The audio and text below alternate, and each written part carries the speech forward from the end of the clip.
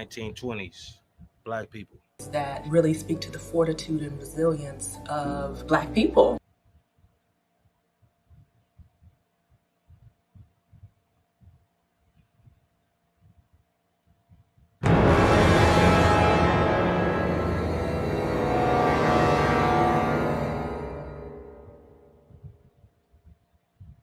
Known as hobos. So pretty much in the 1920s, man, we had Black Wall Street going on. Black people was thriving. 50 years out of slavery, man, we was popping, man.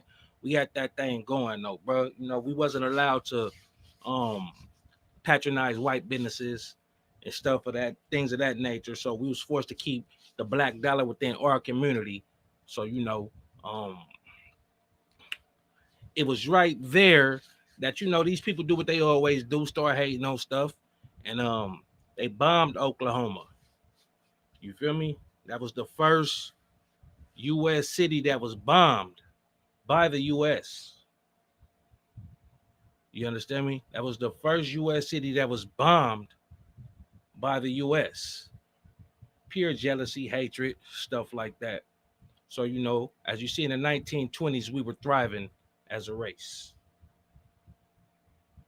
We were thriving. If you look at the list right here, if you look at this list, all the things we had, and this is just in Oklahoma. This is just in Oklahoma. Over 600 businesses, 21 churches, 21 restaurants, 30 grocery stores, 2 movie theaters, 6 private airplanes, a hotel, a bank, a post office, schools, libraries, law offices, etc. You feel me? And that city was bombed by the U.S. Continue.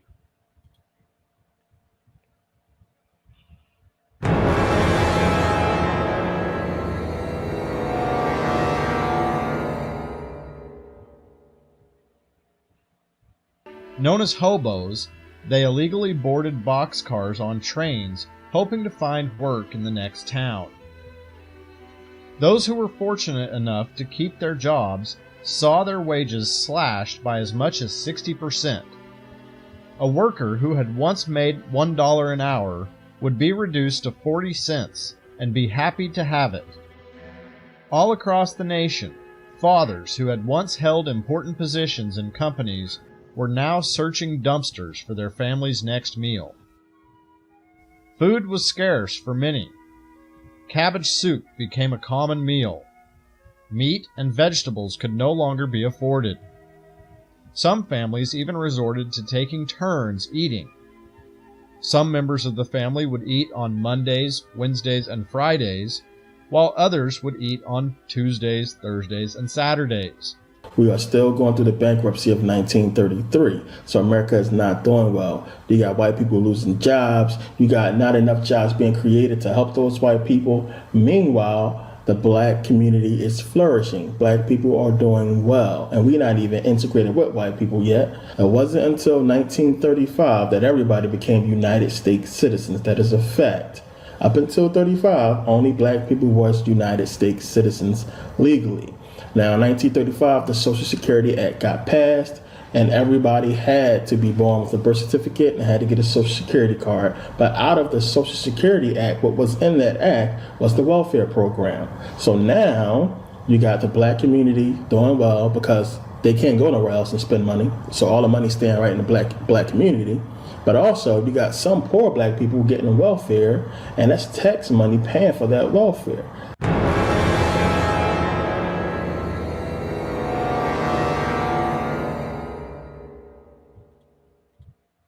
So right there, what he was explaining was, the Great Depression that hit in the 1930s. You know what I'm saying? The Great Depression hit in the 1930s. Black people were still thriving, and don't get me wrong, it was still poor black people at the time. You feel me? But the black community, being 50 years out of slavery, was thriving and caught on and start to learn how to make things happen. Pretty much, they knew how to make things happen since we built the country. But it was the white that hit in the 1930s as a whole, and we were still thriving and flourishing, and it was still segregated, so we wasn't able to spend our money with the white people, and etc. So now we get on to the mid 30s and the mid 40s. It's 100 years of destruction.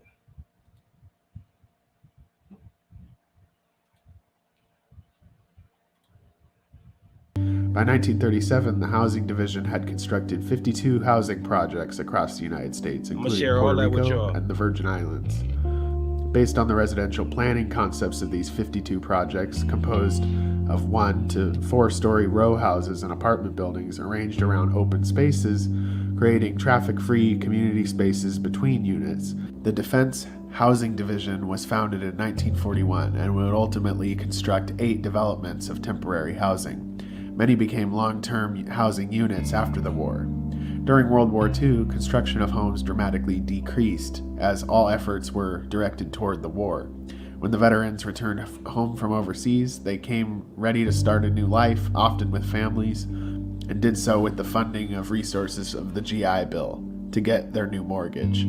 However, there was not enough housing to accommodate demand. Efforts moved to focus exclusively on veterans housing. So right there, it tell mid 30s, mid 40s, that's when they start building a lot of the projects and stuff like that.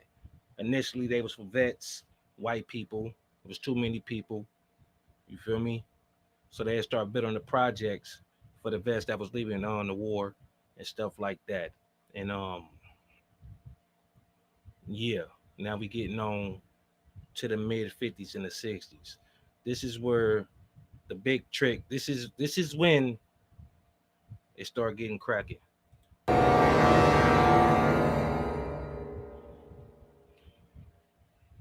What did he think of the Negro leaders, Martin Luther King, for example? Did he ever mention? Well, this is John F. Kennedy's wife. Well, I do know what he thought of him later. Well, he said what an incredible speaker he was doing that Freedom March thing, and when he acknowledged that having made that call during the campaign got them. Then he told me of a tape that the FBI had of Martin Luther King when he was here for the Freedom March, and he said this with no bitterness or anything. How he was calling up all these girls and arranging for a party of men and women. I mean, sort of an orgy in the hotel and everything. Martin Luther King? Oh, yeah. Mm-hmm. At first he said, and I said, but Jack, that's so terrible. I mean, that man is, such a phony then. No, this wasn't, this was when it was just one girl. They had the conversation. And Jack said, oh, well, he would never judge anyone in any sort of way. Oh, well, he never really said anything against Martin Luther King. Since then, Bobby's told me of the tapes of these orgies they have and how Martin Luther King made fun of Jack's funeral. Oh, no. And made fun of Cardinal Cushing and said that he was drunk at it. And things about they almost dropped the coffin. Well, I mean, the Martin Luther King is really a tricky person, Mm-hmm. but I wouldn't know. He never said anything against Martin Luther King to me. So. Yeah, some tapes. It was some tapes she had did that they wasn't. She knew she was gonna be dead and gone by the time these tapes came out. So FBI had these tapes that they released. When I reveal, when I tell y'all the original video, I got it from. Y'all can go check that out for yourself. So, I don't know if Bobby would be the one to find out what he ever really thought of him in that way, but Bobby told me later. I just can't see a picture of Martin Luther King without thinking, that man's terrible. I know at the time of the Freedom March, when they all came in his office, well, I think he was touched by Philip Randolph. Philip Randolph's very impressive. He's an older man and has great dignity. Yeah. And all that, and he was very worried about that Freedom March. Turned out all right, I guess. Worried that it might lead to violence? Well, yes, everyone was worried, weren't they? And, but civil rights just,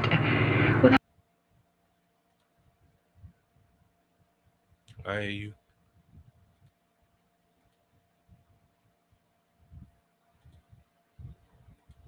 I mean, that was always there, wasn't it? They built Dr. King a big giant statue down in Washington, D.C. because he helped them out. He was their guy. He was their guy that helped them get the whole civil rights movement passed. We got a Dr. Martin Luther King Day to remember his birthday and everything. We got off, people don't gotta go to work, all that, because Dr. King helped their agenda. So what was the real purpose of integration? What was the real reason why they wanted blacks and whites to come together? Not just in the school system, but everywhere. They wanted blacks to come into white stores. You got to really think about that, because when you start to look at what makes a government flourish, what makes a government thrive, it's the people, and it's the taxes that the people pay to the government to run the country. So if you don't have enough people having good jobs and paying taxes and giving taxes to the government to run the country, it's going to cause a recession. It's going to be a problem in the economy. So they had to integrate, because once you integrate, that's going to create a bigger government. That's going to create more jobs for white people. That's going to create more tax dollars for the government to run the country. Now, some of you might think that there's nothing wrong with that. What's the problem with that? What's wrong with black people paying more taxes and helping the economy out? But the whole thing was, we were being used. We were their remedy, but we was not given a remedy ourselves. The Civil Rights Act was a whole nother movement that was geared at breaking up the unity of black people. And they teach us this in school, and they tell us that, it was a good thing, and it was just Dr. King fighting for rights and all this. And it all sounds all well and good until you examine it. Once you examine a whole movement, you see the true purpose of it.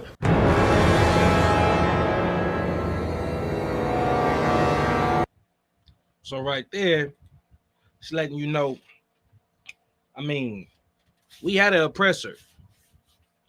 We knew the oppressor. It was straight up and down the white man, the man. That was the oppressor. So if you go from the 20s to the 60s, people knew who the oppressor was. Black people knew who the oppressor was. It was the white man. So we united on all four fronts. We had to patronize each other's businesses. We had to do business with each other. We knew who didn't like us. I'm not saying it was just 100% peachy and kumbaya, but it was still unity within the black community, prior to segregation. And after, it was still unity. But the segregation, what the desegregation did was they wanted our money.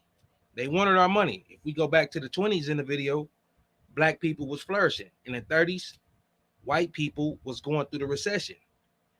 In the 30s, they came out with welfare.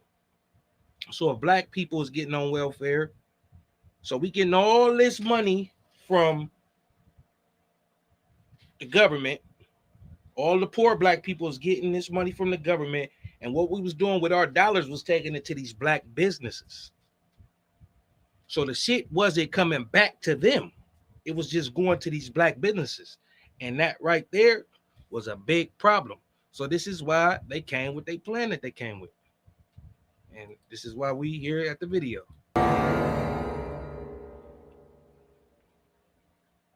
Dr. King was assassinated. A few months later, Bobby Kennedy was assassinated. And so many people were dying in the Vietnam War.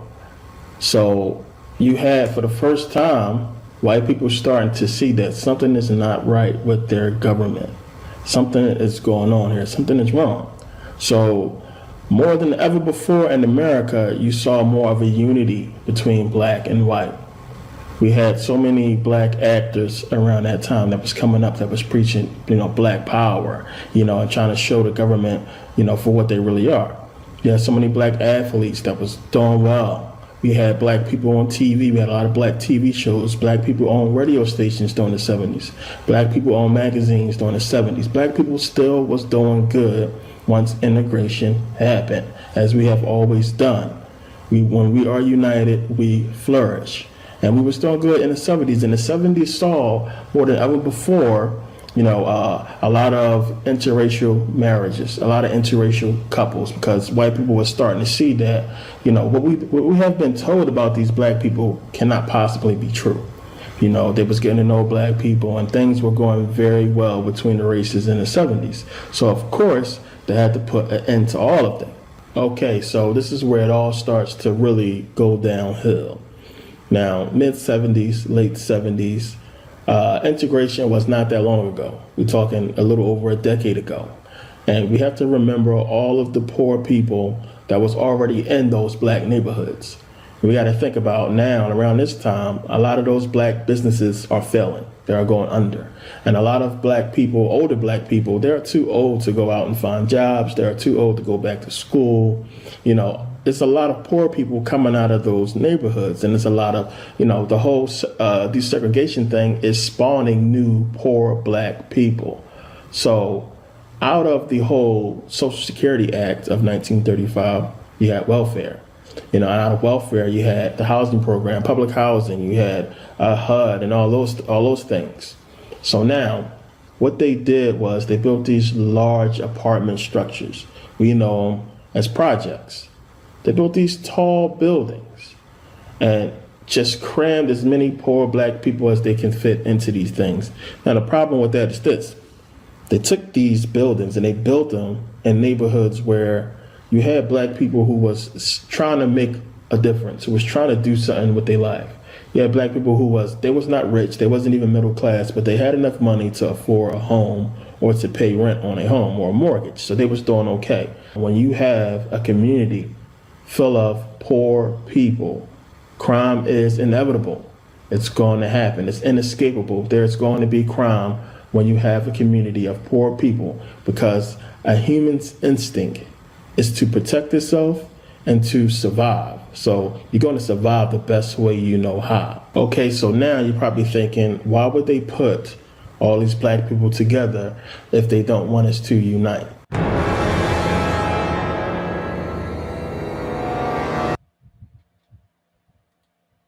So let's do the math. Let's go back. 20s, we was booming. 30s, they was broke as fuck. They was out here poor. They wasn't cracking. They needed our money. 40s is when they start building a lot of the projects. They was initially for veterans coming home from the war. 50s and 60s, that's when they started the whole plan for the civil rights movement. That was the 50s and 60s.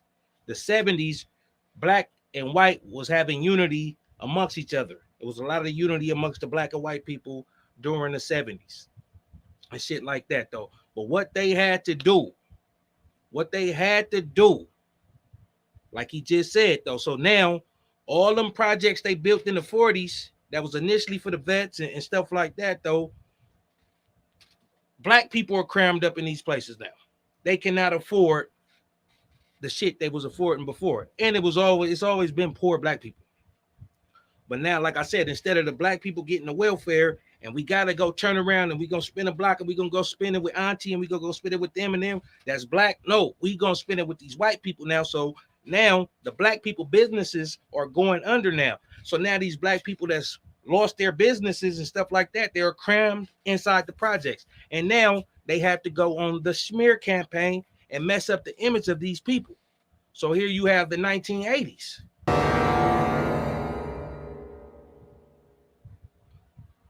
They had to change the image of black people because we were starting to be looked on too favorably amongst white people. They had to change that image. They had to change it so they can stop all this whole, interracial marriage. They can create conflict. So what do?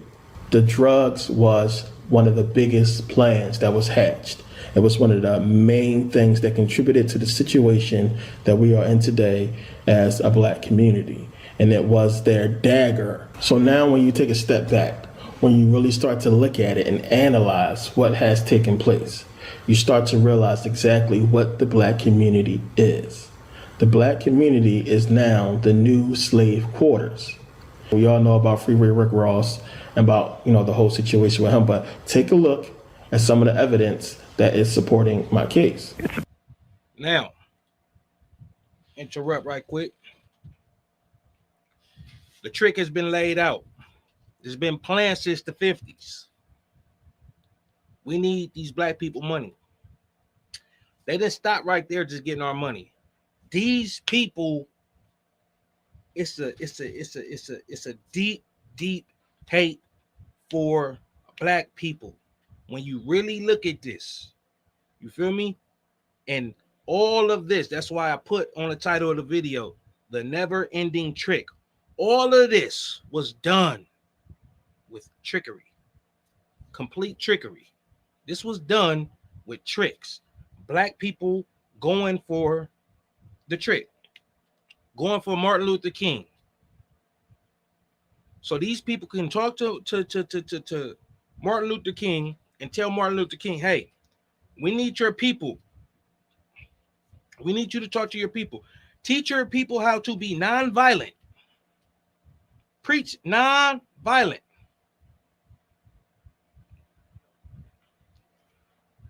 Nonviolent. We're going to get them. We're going to give you your civil rights. Don't worry about it. We're going to give you your civil rights. Right? Just, I'm talking about instill, beat nonviolence into your people's head. Ain't that crazy? While these people is doing the most violent shit to your, while we do the most violent shit to your people, teach your people to be nonviolent against us. And Martin Luther King took the job. Nonviolence, nonviolence. You feel me? Now, you got other civil rights activists like Malcolm X that was not with what Dr. King was talking about at all. He saw through the whole play. He seen that he was a puppet. He saw everything. Now, fast forward. We got crack. So they didn't want to stop with just taking the money and tricking us out of that. And okay, we broke now. We fucked up. It's like fucking with a nigga with 3-chord Monty. Like, all right, bro, he doing a little chords. All right, you got me for the money though, bro. All right, you know what I'm saying? No, that wasn't good enough. Wait, I got another trick. And another trick, like these people, like it's deep hatred. It's deep hatred. Okay, now we got this crack. And we're gonna say that a nigga from the ghetto invented freebase. He invented a fucking black chemist who was said that couldn't read. He couldn't read, but he was able to create crack. Nah, come on, man. Nah. So we're in these conditions we're in, because now let me let the video talk before I go there. It's about a drug ring that operated in San Francisco and Los Angeles in the mid '80s, and it was connected to a Nicaraguan anti-communist army called the FDN, which was one of the biggest groups that we know as the Contras, and it was selling cocaine in Los Angeles for the most part, but in other areas of the country as well, to the gangs, to the Crips and Bloods down in South Central Los Angeles. And they were taking the money and using some of it, I don't know how much, and we haven't figured that out yet, to buy weapons for the Contras. Chasnoff told reporters that cocaine exposure was causing some babies to be born with brain damage, that shit, bro. And that others were overwhelmed by even simple eye contact with the mother. These children are not normal in the sense that they're going to be able to enter the classic schoolroom and function in large groups of children. Other researchers and doctors echoed Chasnoff's conclusions, and a host of seemingly recognizable symptoms took hold. One of the things that we see about babies who have been exposed to cocaine is they tend to be very tremulous and shaky, very fine kinds of tremors. We looked to see if we would find the effects that were reported, and we were saying, well, we aren't seeing this. As Chasnoff's star rose, Dr. Claire Coles was reaching a different, though equally startling, conclusion about crack babies based on her study of infant behavior at Emory University. The effects didn't seem consistent with the action of the drug itself. Many of the children who were the so-called classic cocaine babies were premature babies. And the symptoms that were And that's fucked up, bro. seen on the videos, on television, the tremoring arms and all that, that was prematurity. You could have taken any premature baby and gotten the same image. I think that people got very focused on cocaine is the cause of this rather than thinking substance abuse is the cause of this. This is it. So now, a whole new human being, a whole new type of human being is being introduced to the planet. The crack baby is born.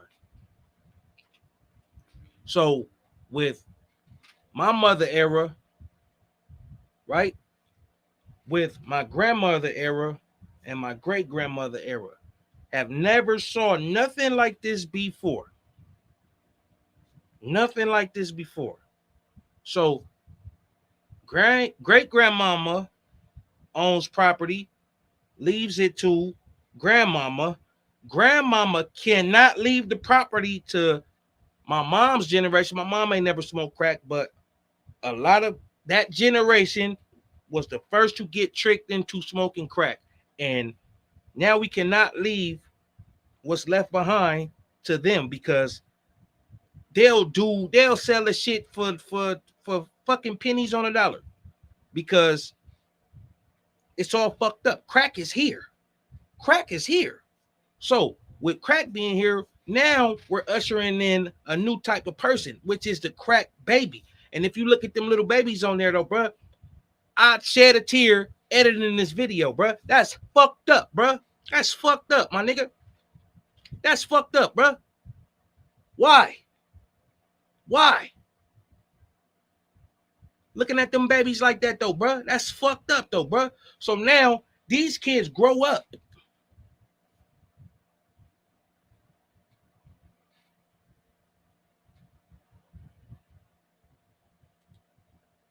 These kids grow up. The drug so powerful it will empty the money from your pockets, make you sell the watch off your wrist, the clothes off your back, or kill your mother. And this is the most addicting thing that probably ever existed in the world, you know? It will make you a slave. Los Angeles, home to more than 200 black street gangs, battling to corner an expanding, highly profitable drug market, cheap, potent rock cocaine. What's happening, fella? Also waging war on the streets of L.A. County, a special force of 300 cops trying to contain more than 60,000 gang members. This is the L.A. Police Department's specialized gang unit, headed by Lieutenant Bob Rukoff. It's out of control. Oh, sure. Hell, it would be foolish to deny that it is not out of control.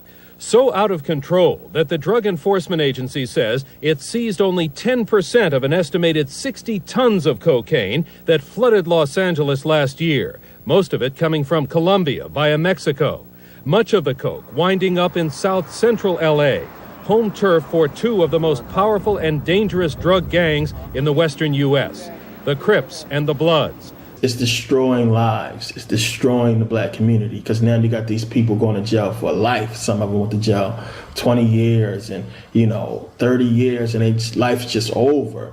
It's no rehabilitation, nothing to really counsel these young drug dealers and say, hey, why you doing this? Because they all will tell you, man, we doing this because we got to survive. This is this is what it is. This is what we need to do. And no rehabilitation for this young man. He got 30 years, life over.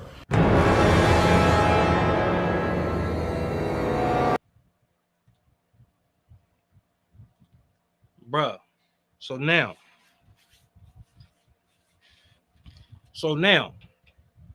we got this new human being introduced to the world, the crack baby. We have kids that joined the gang, and now it's a war and a race on who's going to destroy our people faster and more. Now you have the war on gangs, the war on drugs. And this is the thing. Both sides of that coin.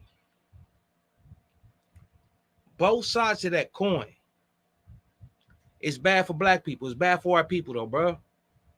Like he just said, though, you selling the dope, though, you go get life. You smoking the dope, you die. You fucking up, though, bro. It's a trick, bro. But they throw this shit in the middle of starving people. Now, like he said, they built all these projects. That's why they built all the projects, stripped all you niggas of everything, put all these black people together, though, bro. And we supposed to come with crack. These motherfuckers is, hey, bro. Hey, bro.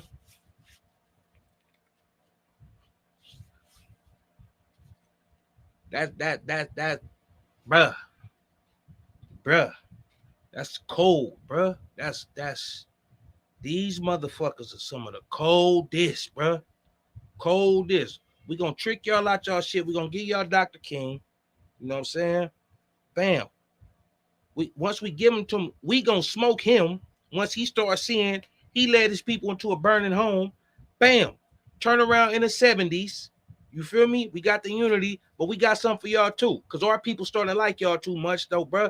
So all these projects, though, bro. So it's black people still flourishing and thriving. And then you got poor black people, though, because the black businesses are gone. So, bam. All that welfare, all that shit we built back in the 30s, though, this for y'all now. Don't worry. We got y'all. You feel me? So, you fast forward. So them black people that you know, wasn't on drugs and shit like that, who was still trying to make it, they became cops, judges, lawyers, all this though. And these is the black people that don't fuck with these black people. They will never go back over there and try to help them. Never. No. These are the people you see today, like your fucking Kamala Harris's and your Fannie Willis's and Tisha, whatever the bitch name out there in New York. This is where you get them from, though, bro. They are not fucking with these black people over here. And that's the division. Keep it divided. Blood, crip. Rich, poor. This, that. Like, come on, bro.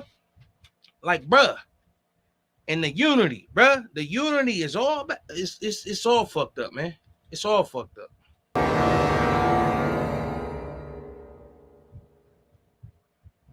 Hip-hop was ours at that time.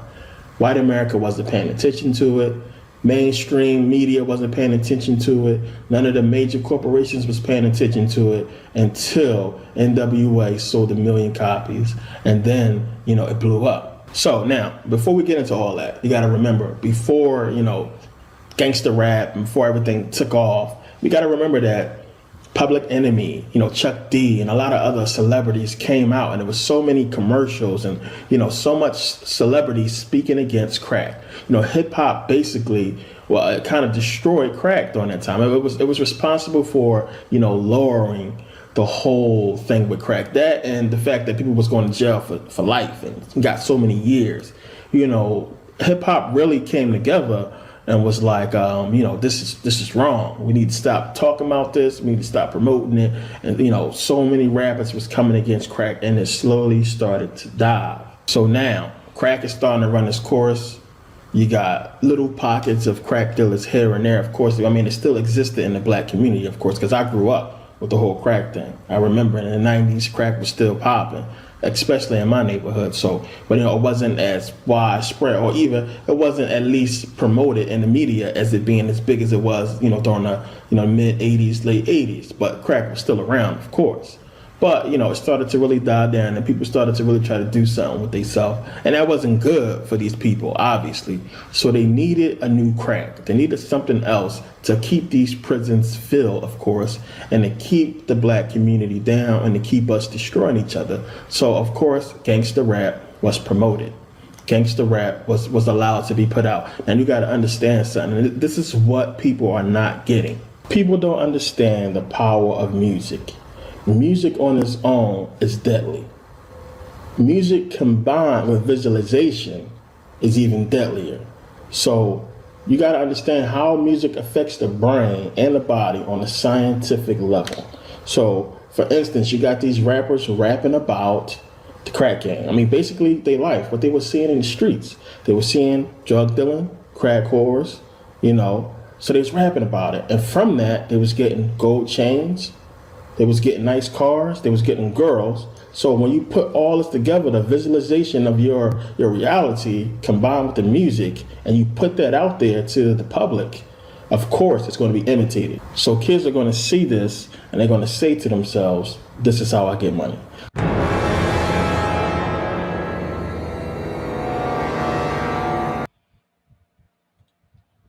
So yeah, that's the end of that. So from 2000s to present, though, you know, I was gonna leave it to the chat, so you know, saying we was gonna go through that together and just point out everything, you know. But what he pretty much broke down, what that video pretty much broke down, was from the 1920s. It's pretty much from the 1920s to the 2020s, like how these motherfuckers did it, though, bro. But I'm gonna tell you like this, though, bro. If we went through 400 years of slavery, then from the last 150 years we've been thriving, and they ain't did nothing to us yet, bruh.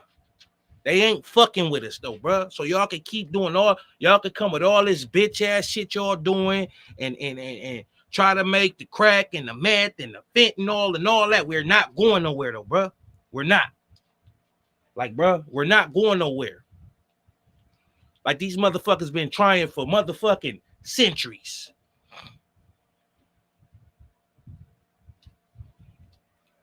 For centuries they've been trying. So yeah, though, from the 2000s to the present, though, bro. So in the 90s, though, bro, we, you know, it was still some unity going on in the 90s, though. You had, you know, a lot of these shows and stuff like that. They showed the Black Family, Family Matters, Cosby Show, Different World Show. You know, the black kids going to colleges and stuff like that. It was just wholesome teenage. It was a complete contrast of what we really went outside and saw with our eyes, though, bro. It made us strive to, you know, you wanted that life. You know, you wanted to sit at the table and eat food. You wanted to you know, go ride the bike with your dad and go throw the ball with your dad, though, bro. But that wasn't a reality, you know, for a lot of us living in these inner cities. That wasn't the reality for us. The reality was everything we just saw in that video. You feel me? So in the 90s, you know, 80s too, it was a lot of shows that showed us, hey, you could have this, you know, you could have this. And then 2000s come, you know, no, the 90s, it was a lot of conscious rap. It was a lot of conscious rap. Around 94 is when shit started changing. You know, Bone Thugs and Harmony, they got an interview talk about how they, you know, they was talking to the elite and the higher ups, and they was telling them like, look, this is what we got to do. So when they came out, Bone was on some straight Ouija board, gangster thug rap shit. And I was one of them kids. I was 10 when Bone came out, so I was listening to Bone religiously. So then come the Biggie Smalls and all this other shit. Then it start turning into like, because 94, I mean, people always rapped about street stuff. People always rapped about street stuff though, but it was how they did it. You know, Crazy Bone was killing 48 niggas in a verse. You feel me? He was killing 48 niggas in a verse. So yeah, Leor Cohen did play a big part in that too. Because like he said, he gotta eat. He don't give a fuck about what y'all talk about. And see, he's a part of the group of people who's responsible for all of this. He's a part of the group of people who's responsible for all of this though, bruh. And they're going so hard to try to manually get rid of a type of person with a certain color on them, and they don't understand that they're naturally out of here to never come back. Out of here, yeah. The same niggas who own the prisons own the labels. And them the same people that own the liquor stores, the projects, them the same niggas that own the insurance, them the same people that run the courts, them the same people that own everything that's a mechanism to destroy our people. They're in control of it. They're in control of it.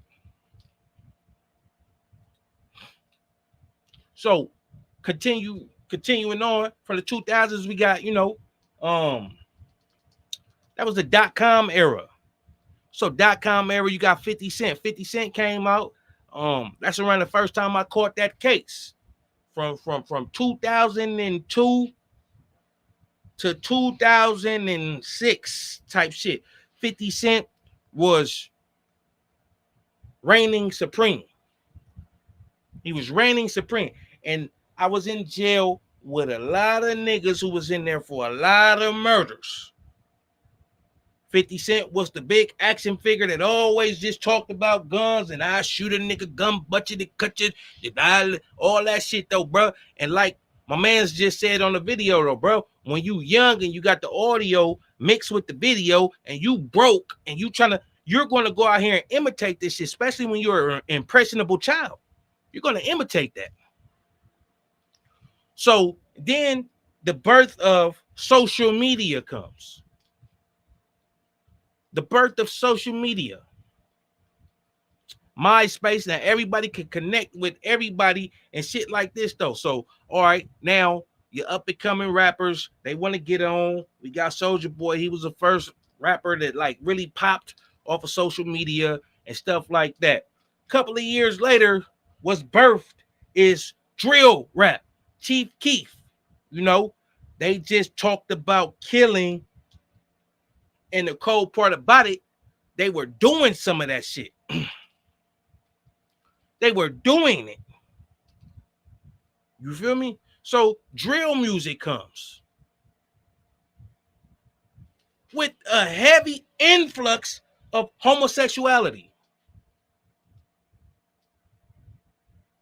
So when you got just the ratio of homosexuality within our men and our race, now what you look at, what you see is the end, nothing, because I don't understand what homosexuality equates to.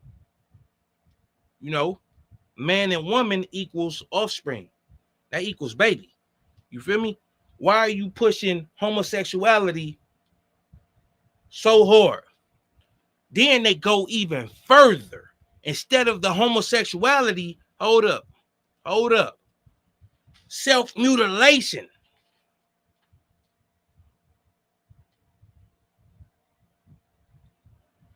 Mutilate yourself.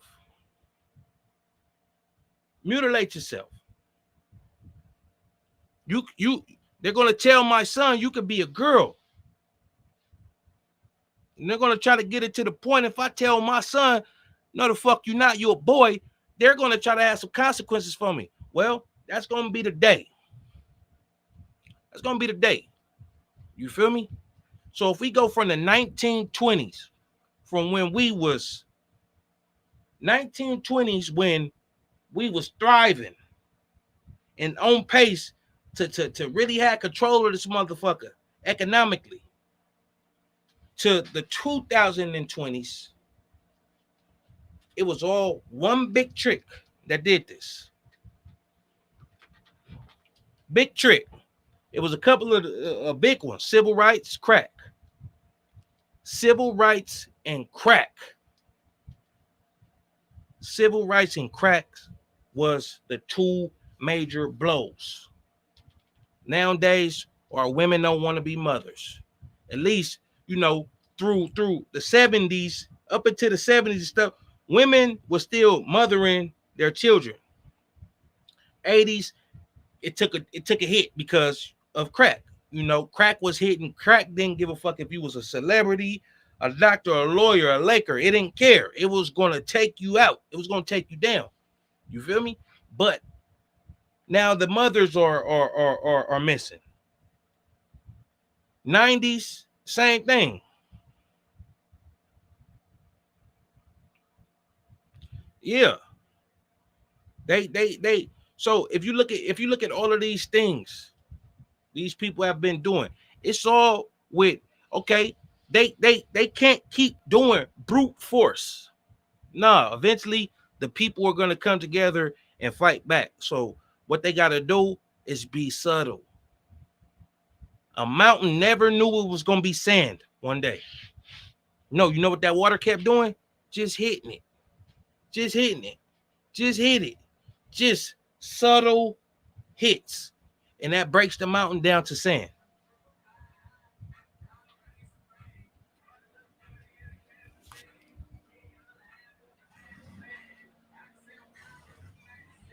Yeah. So the subtlety, you know, of just the waves crashing against the mountain. So they can't keep trying to come with brute force. That's not gonna work. Let's trick them. The trick is always of the devil. And the moral of everything I just showed, watch out for the trick. I don't know how many people took that vaccine, bruh. That was a big trick, bruh. That was a big trick. That was a trick of the devil. You feel me? So when I go through this video and I look at everything I just saw in this video, why would I trust these people? Why would I really trust these people? Why? You feel me?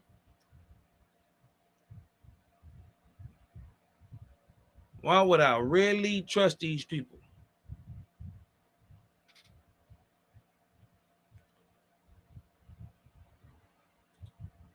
But yeah, hey, I want to know the name of the video I was playing, where I got a lot of the let me see. Hey, his name, I'm gonna type his name. Search him up. It's gonna be in the chat. The Real Merkabah.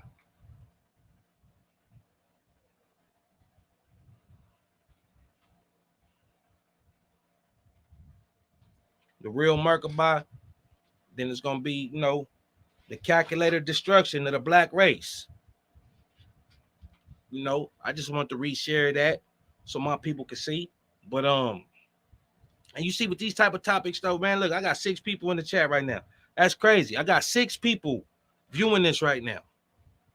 But let me talk about some other shit though, bro. Let me go get on the no jumper wave. And I just refuse to do that though, bro. So I'm gonna rock out with my 6 though, but that's crazy though, bro. That's crazy. Let me talk about some BS. Have 100 motherfuckers up in here. But as soon as I talk about, you know, something that makes sense, it's something that's, you know, hopefully it's eye-opening for somebody, then it's a problem. Then we get no viewers and stuff like that. That's crazy. And, you know, I used to look at Hassan Campbell. He used to say the same thing. Oh, they playing with my numbers and shit like that. This shit got me on my Hassan Campbell tip. Like, hey, bro, they playing with my numbers. Press the like button so YouTube will suggest a video. You feel me? But yeah, go search The Real Merkabah. That's where the video came from. The calculated destruction of the black race. You know, and this was all through trickery. Everything was through trickery. It was all trickery. Yeah. But yeah, I ain't gonna be too much longer though, bro. I got another minute or two, man. Hey, bro. Hope y'all got some money today, man. Kiss y'all mamas, man.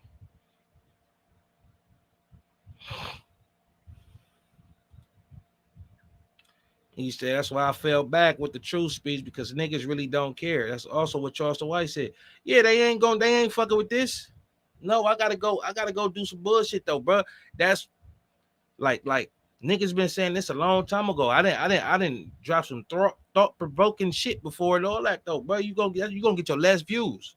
It's for one, YouTube know what they doing. They ain't gonna just let it. It used to be a point in time on YouTube, like you go viral just cause you going viral. Nigga get views. You know what I'm saying? But now, okay, the money involved, all that though. So you know what though, bro? We ain't like let these niggas get to like all the old videos I used to watch and shit that just made so much sense and it was profound stuff and all that. Them videos are gone. No, they got rid of that stuff. They not playing that. This the devil's playground. You feel me? It's just, man, hey, what I want to tell y'all, watch out for the trick. Watch out for the trick. It's all a trick. It's a trick, bro. It's a trick. It's a trap. It's a spell. It's all the bullshit, though, bro. And that's what the devil is, though, bro. Master deceiver, bro. He don't mean you well, bro. And we got to stop looking all up and down and look for him. We know who he is. We know who he is, though, bro. you know, and he pay his people. He pay his people. His people getting paid. You feel me? So all these people who did the number on black people and shit like that, you think they ain't sitting in high places? They got the job done. They got the job done. So that should make a lot of us want to look in the mirror and say, damn, who am I?